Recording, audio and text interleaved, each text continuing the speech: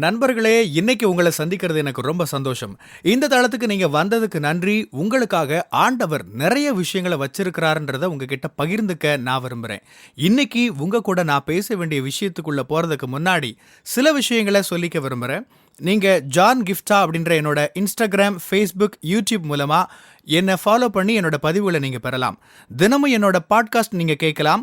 ஆண்டவரோட கிருபையில அதெல்லாம் நல்ல கிரியை செய்து வர்றத நான் பார்க்கிறேன். நீங்களும் அத தினமும் கேளுங்க. நிச்சயமா அது உங்களுக்கு ஒரு பெரிய ஆசீர்வாதமா இருக்கும்னு என்னால சொல்ல முடியும். ஜான் கிஃப்டா அப்படின்ற என்னோட யூடியூப் சேனலை தினமும் பார்க்க மறக்காதீங்க. Fuel for the soul with John Gifta அப்படின்ற இங்கிலீஷ் பாட்காஸ்டையும் நீங்க தினமும் கேட்கலாம். www.johngifta.com அப்படின்ற என்னோட வெப்சைட்லயும் இது எல்லாமே இருக்கும். பல நேரங்கள்ல வாழ்க்கையை நாம முழுசுமா பார்த்து குழம்பி போறோம். அச்சச்சோ, என்னோட கடந்த காலத்துல இப்படி நடந்திருக்கே, இவ்வளவு மோசமானது நடந்திருக்கே, இதெல்லாம் தானே இனிமே நடக்க போறதை தீர்மானிக்கும், இனிமே மோசமானது தான் நடக்கும் அப்படின்னு நினைக்கிறோம். ஆனா உங்களுக்கு நான் ரெண்டு நடைமுறை உதாரணம் சொல்றேன். ஒன்னு உங்க வேலை தொடர்பானது. வேலையில இருந்து தூக்கிட்டாங்கன்னு வச்சுப்போம். நீங்க இன்னொரு வேலைக்கு அப்ளை பண்ணுவீங்க. அப்போ மத்தவங்க என்ன சொல்வாங்க தெரியுமா? உனக்கு வேலை போயிருச்சுன்னு அதுல மென்ஷன் பண்ணிராத, வேலை செஞ்சுட்டு இருக்கிறதாவே போடுன்னு சொல்வாங்க. இல்லனா புது வேலைக்கு போறதுக்கு முன்னாடியே பழைய வேலையை விட்டுறாதன்னு சொல்லுவாங்க. அதாவது வேலை இழந்துட்டு அல்லது வேலை இல்லாம இருக்கிறப்ப இன்னொரு புது வேலை கிடைக்கிறதுன்றது ரொம்ப ரொம்ப எதிர்பார்க்க முடியாத ஒண்ணு. யாராச்சும் வேலையை இழந்துட்டா அல்லது ஏதாச்சும் காரணங்களுக்காக வேலையை விட்டுட்டா அடுத்த வேலை கிடைக்கிற வரை அவங்களால கஷ்டத்தை தாங்கிக்க முடியாது. ஜனங்க ஏதாச்சும் சொல்லி கஷ்டப்படுத்திட்டே இருப்பாங்க. ஐயோ, பெரிய தப்பு பண்ணிட்ட, இனிமே எப்படி வேலை கிடைக்கும், அது அவ்வளோ ஈஸியா கிடைக்காது, ரொம்ப கஷ்டம், அவ்வளோதான் போச்சு அப்படின்லாம் சொல்லுவாங்க. அதாவது உங்க கடந்த காலம்தான் உங்க எதிர்காலத்தை தீர்மானிக்கும் அப்படின்னு சொல்லி சொல்லியே உங்க நிகழ்காலத்தை ரொம்ப கஷ்டமானதா மாத்திடுவாங்க. இன்னொரு உதாரணம் சொல்றேன் பாருங்க. இது கல்யாணத்துக்கு பெண் மாப்பிள்ளை தேடுறது பத்தினது. நான் ஒரு கிறிஸ்தவன், இன்னும் ஒரு கல்யாணம் முடியாதவன்றதுனால இதெல்லாம் என்னால சொல்ல முடியுது. Matrimonial website, dating website, apps இதெல்லாம் பார்த்தீங்கன்னா, அதுல இதுவரை கல்யாணம் ஆகாதவங்க வேணும் அப்படின்னு போட்டிருப்பாங்க. அதாவது ஏதாவது காரணத்துக்காக விவாகரத்தானவங்களா இருந்தா, அல்லது கணவனை மனைவியை இழந்தவங்களா இருந்தா வேண்டாம் அப்படின்ன மாதிரி அவங்க சொல்றாங்க. அப்படிப்பட்டவங்க அங்கேயே ஃபில்டர் செய்யப்பட்டுறாங்க, வடிகட்டப்பட்டுறாங்க. அவங்களுக்கு மறுபடி கல்யாணம் ஆகிறதுக்கான வாய்ப்புகள் ரொம்ப குறைவாகவே இருக்குது. சமீபத்துல என்னோட நண்பர் ஒருத்தர் கூட பேசிட்டு இருந்தேன். தப்பு அவங்க மேலதான், எனக்கு விவாகரத்து ஆயிருச்சு. ஆனா விவாகரத்து ஆயிருச்சுன்ற ஒரே காரணத்துக்காக நானும் பாதிக்கப்படுறேன் அப்படின்னு அவங்க சொன்னாங்க. அதாவது நம்மளோட பக்கத்துல எந்த ஒரு தப்புமே இல்லைன்னா கூட இன்னொருத்தரால நாமளும் பாதிக்கப்படுறோம். அவங்க பாவம் ரொம்ப கஷ்டமான சூழல்ல போயிட்டு இருக்காங்க. ஒருவேளை நீங்களும் கூட இப்படியான சூழல்ல இருக்கலாம். ஜான், கடந்த காலத்துல இப்படி என் வாழ்க்கையில நடந்துருச்சு, அது என் வாழ்க்கைய, என்னோட எதிர்காலத்தை, என்னோட நிகழ்காலத்தை பாதிக்கும் இல்லையா அப்படின்னு நீங்க கேட்கலாம். நீங்க சொல்றதுல உண்மை இல்லாம இல்ல. அதை நான் மறுக்கல, உண்மைதான். இதுதான் நிலவரம். சூழல்கள் உங்களுக்கு எதிராக தான் இருக்குது. ஆனா நான் என்ன சொல்றேன், இதெல்லாம் தாண்டி ஆண்டவர் உங்களுக்கு நன்மை செய்கிறவரா இருப்பாரு. இது எல்லாத்துக்கும் மேல ஆண்டவர் உண்மையுள்ளவரா இருக்கிறார். இதுக்கும் எல்லாத்துக்கும் மேல ஆண்டவரோட கரம் உங்க வாழ்க்கையில இருக்கும். அதைத்தான் இன்னைக்கு உங்களுக்கு ஞாபகப்படுத்த விரும்புறேன். ஆண்டவர் எனக்கு ரூத்தின் சரித்திரத்தை நினைவுபடுத்தினாரு. ரூத், போவாஸ் இவங்களோட ஒரு அன்பான வாழ்க்கை அப்படின்ற ஒரு கோணத்துல நாம இதை பொதுவா கவனிச்சிருப்போம்.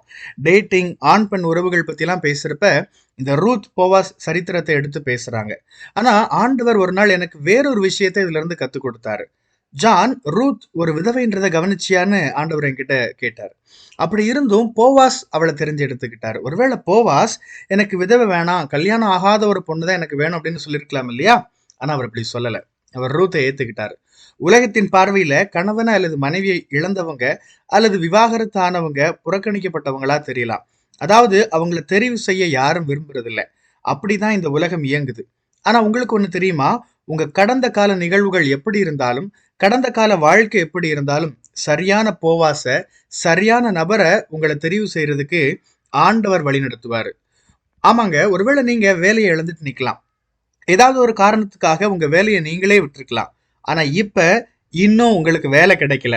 சூழல் எல்லாம் உங்களுக்கு எதிரா இருக்குது. ஆனா இந்த கடந்த கால எல்லாத்தையும் தாண்டி சரியான போவாஸ், சரியான கம்பெனி உங்களை சூஸ் பண்றதுக்கு, தெரிவு செய்யறதுக்கு ஆண்டவர் உதவி செய்வார்.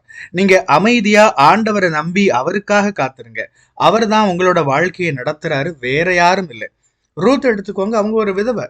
அவங்க கணவர் இறந்து போயிட்டாரு. இது மாதிரி விஷயங்கள் எல்லாம் நம்ம கையில இல்ல. வாழ்க்கையில் இது எல்லாமே நடக்கும்.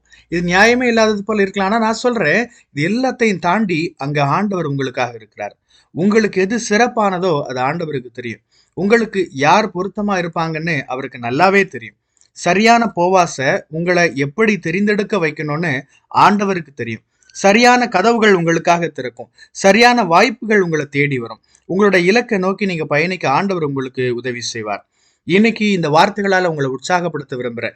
கடந்த காலத்துல எப்படியான விஷயங்கள் நடந்திருந்தாலும் சரி, உங்களோட கடந்த காலம் நிச்சயமா உங்களோட எதிர்காலத்தை தீர்மானிக்காது. கடந்த கால நிகழ்வுகள் எப்படி இருந்தாலும் சரியான நபர்கள், சரியான கம்பெனி, சரியான கதவுகள், சரியான தெரிவுகள், சரியான வாய்ப்புகள் உங்களை தேடி வரும். ஆமென்.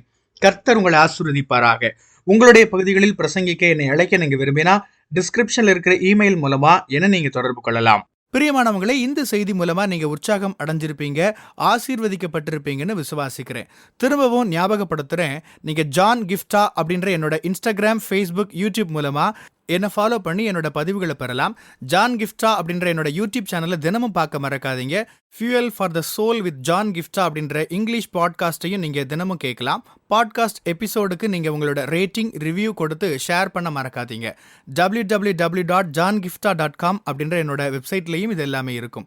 இந்த ஊழியத்தால் நீங்கள் ஆசீர்வதிக்கப்பட்டிருந்து மற்றவங்களுக்கும் இதே ஆசீர்வாதம் சேரணும்னு விரும்பினா நீங்களும் எங்க கூட சேர்ந்து ஆண்டவரோட ராஜ்யத்தை கட்டுற இந்த பணியை உங்களோட நிதி ஆதரவு மூலமாகவும் தாங்கலாம். கூகுள் பே அல்லது நெட் பேங்கிங் அல்லது பேபால் மூலமா நீங்க ஆதரவு தரலாம். எல்லா விவரங்களையும் டிஸ்கிரிப்ஷன்ல நீங்க பார்க்கலாம். ஆண்டவர் உங்களை ஆசீர்வதிப்பாராக.